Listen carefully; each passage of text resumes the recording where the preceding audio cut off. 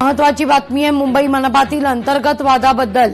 महत्वाची घडामोड आहे, पक्षांतर्गत गटबाजीची भाजप वरिष्ठांनी दखल घेतलेली आहे। महापौर तावडे आणि भाजपबद्दल होणाऱ्या वादांची देखील पक्षाकडून नोंद आहे। महापौरांवर सातत्यानं आरोप होत आहेत आणि गटबाजीमुळे पक्षाच्या प्रतिमेवर परिणाम होत असल्याची नेतृत्वाची भावना आहे। महापालिकेतील वादाला भाजपमधील पक्षांतर्गत सत्ता संघर्षाची किनार असल्याचं कळतंय। अंतर्गत वादाला खतपाणी घालणाऱ्या नेत्यांवर काय कारवाई होणार हे पाहणं औत्सुक्याचं असणार आहे।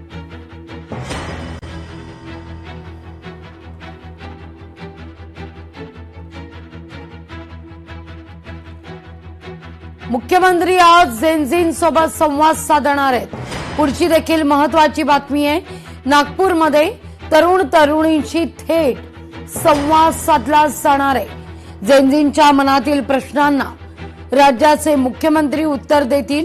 विशेष म्हणजे काल पुण्यात झालेल्या छात्रों की गूंज या कार्यक्रमानंतर नागपूरमध्ये होत असलेल्या या जेनझी संवादाकडे सगळ्यांचंच लक्ष आहे।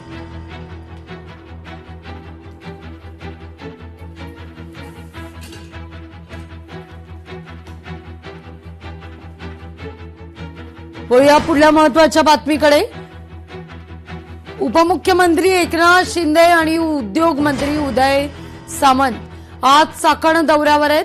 चाकणमध्ये एमआयडीसीत देखील ते भेट घेतील।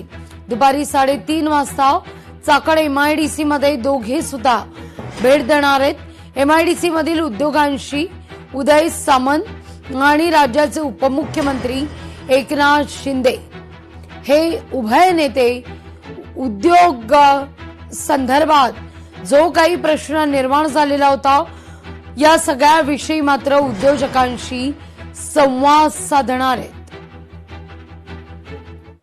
तिथे अमोल कोल्हेंचं आणि बाबाजी काळेंचं मनापासून कौतुक केलं की ज्या पद्धतीनं त्यांच्या पक्षाचे राजकारण करतात लोक, ते बाजूला ठेवून ते आमच्या मिटिंगला आले।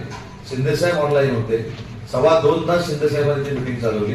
आज सगळीकडे चाकणमध्ये कामं सुरू आहेत आणि अजून एक तुम्हाला समाधानाची बाब सांगतो की आता इथून जाऊन जे बाहेर बोललो, मला माननीय डीसीएम साहेबांचा निरोप होता, चाकणला येत आहे, त्याच्यामुळे मी माझे सगळे कार्यक्रम रद्द करावे आणि चाकणला पोहोचवावे असे त्यांचे निर्देश होते।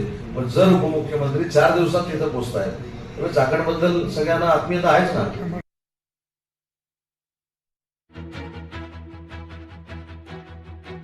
महत्वाच्या बातमीकडे, आज आदित्य ठाकरे यांच्या नेतृत्वात शिवसेनेकडून तिरंगा आंदोलनाचे आयोजन करण्यात आलेले आहे। मुंबईतील मैदानांच्या आरक्षणावरून ठाकरेंची शिवसेना आक्रमक होताना दिसतीये।